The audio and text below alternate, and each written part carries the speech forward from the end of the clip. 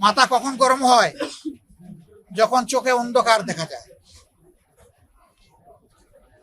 আমরা আমাদের জনগণের উপর আলহামদুলিল্লাহ পূর্ণ আস্থা রাখি। আমরা বিশ্বাস করি মানবিক বাংলাদেশ, যুব সমাজের আকাঙ্ক্ষার বাংলাদেশ, একটা নিরাপত্তার বাংলাদেশ মা বোনদের জন্য, আমাদের যুব সমাজের হাতে কাজ তুলে দেওয়ার জন্য যে বাংলাদেশের অঙ্গীকার বাংলাদেশ জামাত ইসলামী নিয়ে যাচ্ছে, এইটাই যদি কারো মাথা গরমের কারণ হয়ে থাকে, আমরা বলবো আরো ভালো জিনিস নিয়ে আসেন। আমাদের আপত্তি নাই তো। আপনাদের কর্মসূচি যদি জনগণ কবুল করে নেয় আমরা খুশি, আমাদের কোনো আপত্তি নাই।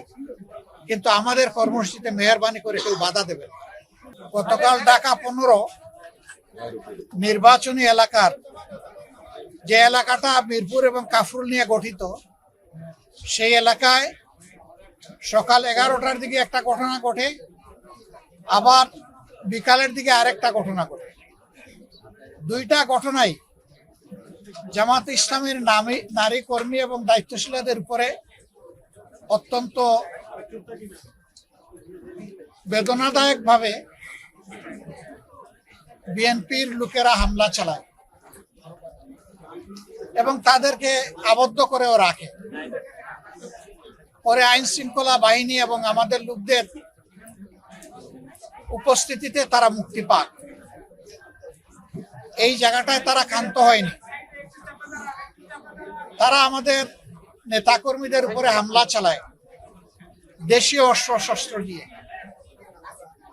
তাদের মধ্যে অন্তত 16 জন গুরুতর আহত হন। আহতদেরকে চিকিৎসা দেওয়া হয়। তাদের মধ্যে কয়েকজন এখানে ভর্তি আছে। আমরা তাদেরকে দেখতে এসেছি। আর এখানে সব মিলিয়ে 25 জন চিকিৎসা দিয়েছে। কেন এমনটা ঘটল? যুক্তির খাতিরে যদি ধরে নেওয়া হয় যে আমাদের দলের কেউ নির্বাচনী আচরণ বিধি লঙ্ঘন করেছে, এর জন্য যথাযথ কর্তৃপক্ষ আছে, তারা কর্তৃপক্ষকে বলবেন। কর্তৃপক্ষ তাদের মতো করে উদ্যোগ নিবে এবং আমাদেরকে সেই ব্যাপারে সম্পৃক্ত করবে, আমাদের কাছে জানতে চাইবে। আরো অনেক পদক্ষেপ নেওয়ার তাদের এখতিয়ার আছে। কিন্তু কোনো ব্যক্তি বা দলের কোনো ধরনের কোনো এখতিয়ার নাই এই ব্যাপারে কোনো মব সৃষ্টি করার। আমরা এই নোংরা মবের নিন্দা জানাই এবং আমরা দেখতে চাই যে মব যেন এখানেই শেষ হয়। মনে রাখবেন, দুনিয়ার মানুষ এখন অনেক সচেতন। মব করে জনমত এখন প্রভাবিত করার দিন শেষ। সবাই জনগণের কাছে যাবে, নিজের বক্তব্য নিয়ে যাবে, দলের অঙ্গীকার নিয়ে যাবে, নিজের চরিত্র নিয়ে যাবে, নিজের কার্যক্রম নিয়ে উপস্থিত হবে। জনগণ অতীত বর্তমান বিবেচনা করে ভবিষ্যতে কার উপর আস্থা রাখবে সেই সিদ্ধান্ত নেবে। আমাদের অঙ্গীকার একেবারেই স্পষ্ট। আমরা একটা দুর্নীতি দুঃশাসন মুক্ত ন্যায় ইনসাফ ভিত্তিক আমরা একটা সমাজ গড়তে চাই, যেই সমাজে ফ্যাসিজম আর ফিরে আসবে না। এর জন্য আমরা দুটো নির্বাচন একসাথে অংশগ্রহণ করব, একটি জাতীয় সংসদ নির্বাচন আর একটি হচ্ছে রেফারেন্ডাম।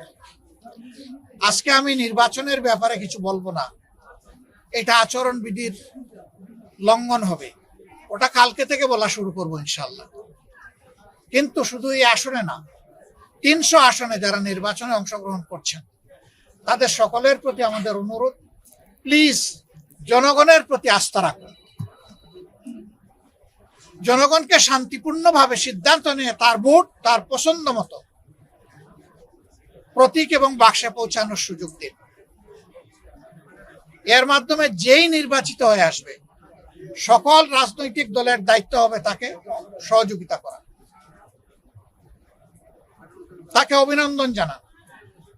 কিন্তু এখনই যদি সেই 15.5 বছরের কায়দায় আবার নির্বাচনী ময়দানকে উলট পালট করে দেওয়া হয়, তাহলে জাগ্রত যুব সমাজ কাউকে ক্ষমা করবে। তারা তো মুখের রক্ত দিয়েই পরিবর্তন এনেছে। দেশবাসী আমরা তাদের সাথে ছিলাম, নেতৃত্ব তারাই দিয়েছে। যে যুবকরা যুবতীরা নেতৃত্ব দিয়েছে, যাদের বয়স 30-35 বছর হয়ে গেছে, 18 বছর বয়স থেকে তার ভোট দেওয়ার অধিকার প্রতিষ্ঠিত হয়েছে, কিন্তু আজ পর্যন্ত তারা একটা ভোট দিতে পারে নাই। একজন নাগরিকের সবচেয়ে বড় অধিকার হলো তার ভোটের অধিকার, সেই অধিকারই কেড়ে নেওয়া হয়েছিল।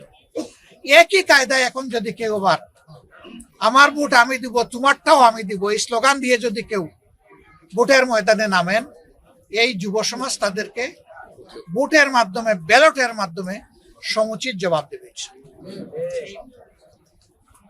আমরা সবাইকে অনুরোধ করব, আসুন শান্তিপূর্ণ অবস্থানে থেকে পরস্পরের প্রতি শ্রদ্ধাশীল হয়ে আমরা একটা সুষ্ঠু নির্বাচনে সহযোগিতা করি।